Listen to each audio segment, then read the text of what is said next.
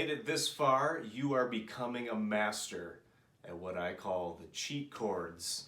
This is the last video in this series.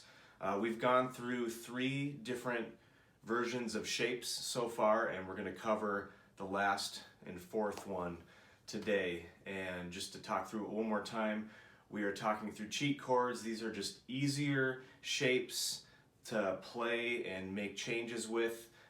For worship music, they fill the space a lot better and they sound a lot less clunky. So let's dive into the last set, which is the C shapes. Here we go. All right, we're talking through the C shapes now. And what is going to stay the same for each of these chords is your first finger is going to be hanging out on the B string 1st fret at all times.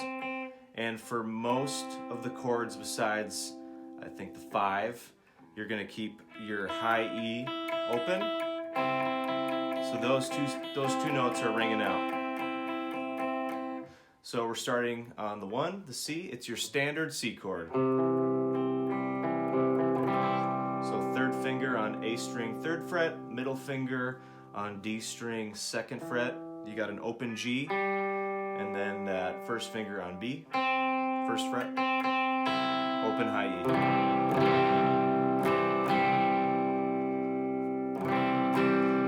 So that's your 1. So the 2nd chord is the 4 with the F. So what you're going to do here is you're going to think of it like a C sus, kind of.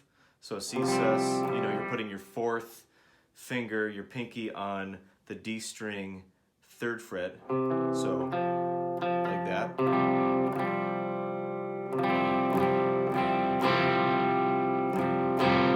And in the context of a band and you're playing chords, that's gonna sound like a 4.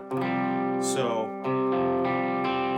keep that G string open, and then the 1st finger on the B string 1st fret, and then high E is open. If you want to get really complicated, you can, I know not everybody does this, but you could, sometimes I put my thumb down on the 1st fret, 1st fret low E to get that F bass. It's a little complicated, but you could get away with just hitting those 5 strings. So 1 to 4.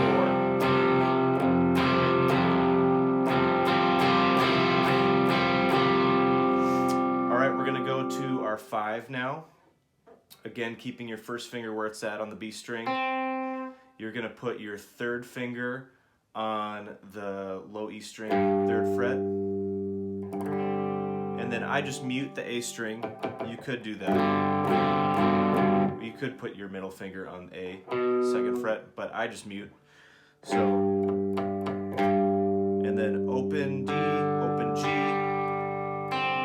B string, and then I put my pinky on the high E string 3rd fret.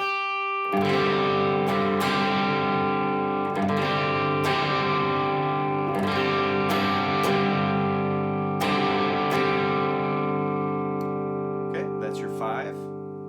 So 4, 5. It might be a bit of a complicated change at first, so grab that metronome. Practice those changes. And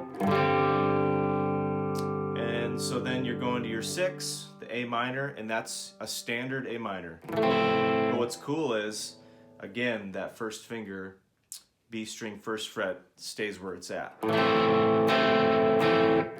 you're making those changes, and that doesn't move.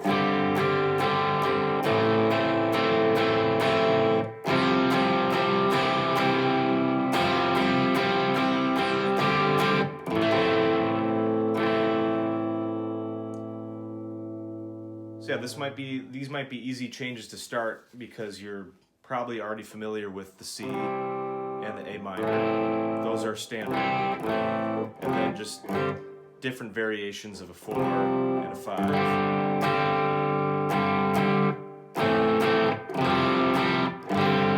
But they sound awesome because there's a lot of open strings happening.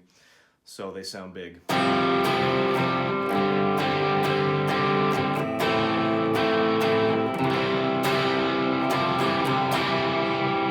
Let's try a capo if you want a different key, but same shapes.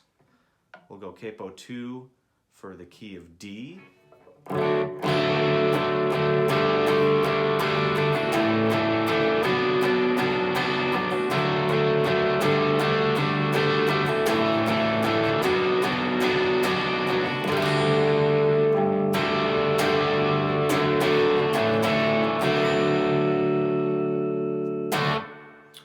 And those are the C shapes.